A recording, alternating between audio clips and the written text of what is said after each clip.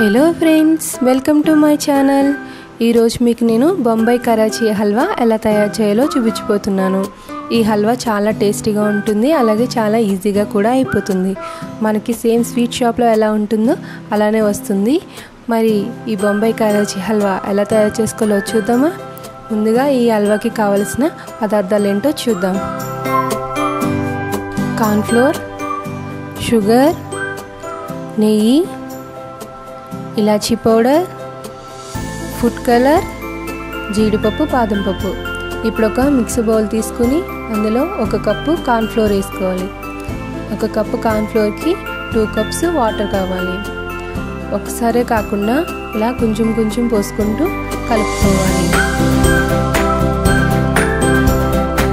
పిండిలో ఎక్కడ ఉండలు లేకుండా బాగా మిక్స్ చేసుకోవాలి.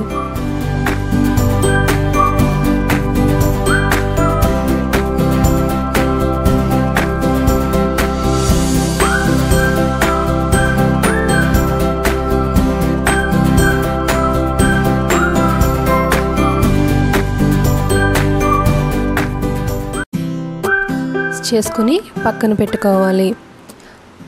ఇప్పుడు స్టవ్ వెలిగించి ఒక పాన్ పెట్టుకోవాలి. అందులో 2 కప్స్ షుగర్ వేసుకోవాలి. 1/2 కప్పు వాటర్ పోసుకోవాలి.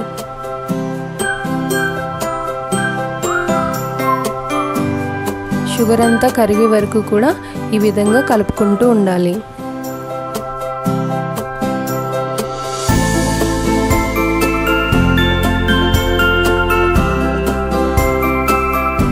స్టవ్ మీడియం ఫ్లేమ్ మీద పెట్టుకుని షుగర్ కరిగే వరకు ఇలా కలుపుకుంటూ ఉండాలి. మనకి షుగర్ అంతా ఈ విధంగా కరిగిన తర్వాత ఇప్పుడు ఇందులోకి మనం మిక్స్ చేసుకున్న కార్న్ఫ్లోర్ని యాడ్ చేద్దాం. మనం మిక్స్ చేసే ముందు ఒకసారి కార్న్ఫ్లోర్ని ఈ విధంగా కలుపుకోవాలి.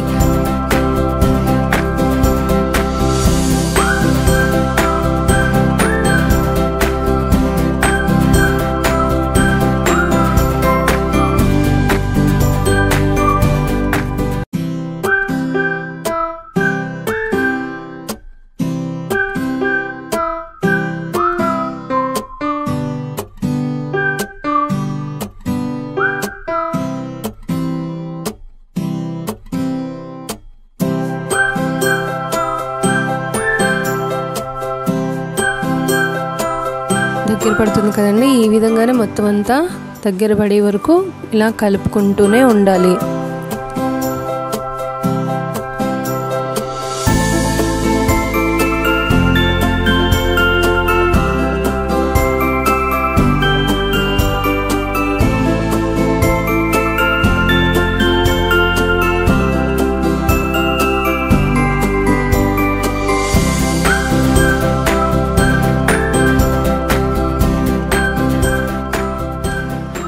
చూసారు కదండి, ఈ విధంగా మొత్తం అంతా దగ్గర పడాలి.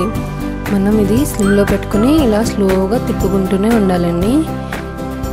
ఈ విధంగా అయిన తర్వాత ఇప్పుడు దీంట్లోకి నెయ్యి యాడ్ చేసుకోవాలి. మనకి దీంట్లోకి 1/2 కప్పు వరకు నెయ్యి పడుతుంది.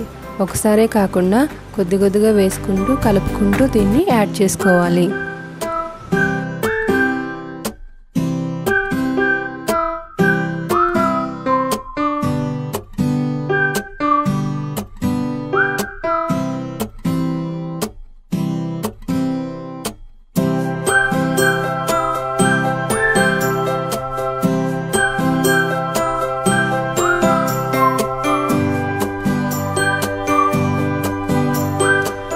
నెయ్యి ఈ విధంగా బాగా కలిసేలాగా గట్టిపెట్టి కలుపుకుంటూ ఉండాలి.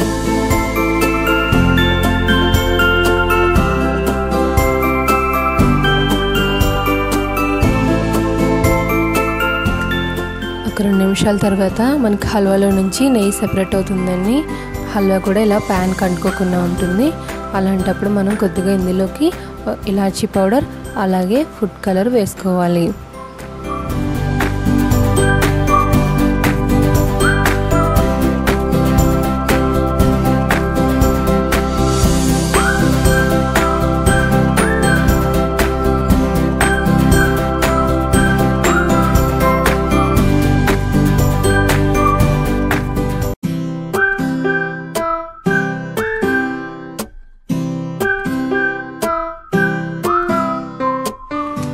ఈ విధంగా ఫుడ్ కలర్ బాగా కలిసిన తర్వాత ఇందులోకి చిన్నగా కట్ చేసుకున్న జీడిపప్పుని యాడ్ చేసుకోవాలి.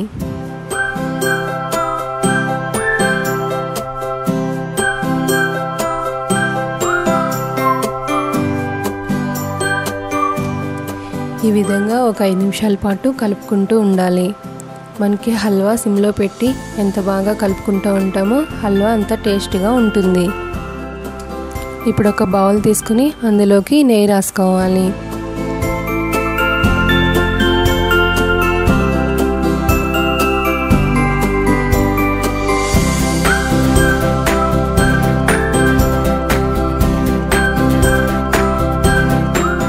ఇప్పుడు ఈ బౌల్లోకి మనం తయారు చేసుకున్న హల్వాను వేసుకోవాలి.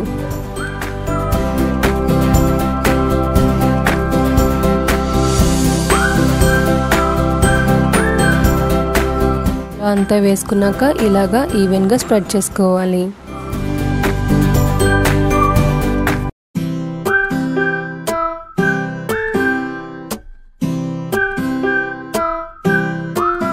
ఈ విధంగా స్ప్రెడ్ చేసుకున్నాక పైన జీడిపప్పు బాదం పప్పులతో గార్నిష్ చేసుకోవాలి.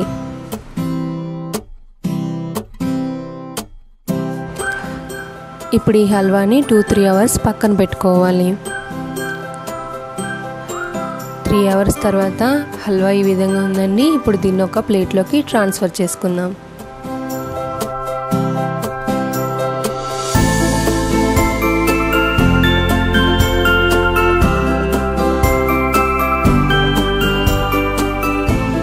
ఇప్పుడు దీన్ని నైఫ్తో మీకు నచ్చిన షేప్లో కట్ చేసుకోవచ్చు.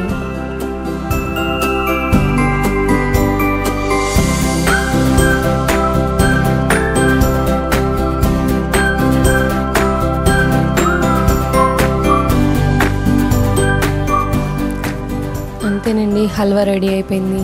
చూసారు కదండి ఎంత స్పాంజీగా ఎలా వచ్చిందో, చాలా బాగుంటుందండి. మరి మీరు కూడా ట్రై చేసి ఎలా వచ్చిందో నాకు కామెంట్ బాక్స్లో తెలియచేయండి. మీకు ఈ వీడియో నచ్చినట్లయితే లైక్ చేసి షేర్ చేయండి. అలాగే మా ఛానల్ని సబ్స్క్రైబ్ చేయండి. Thanks for watching.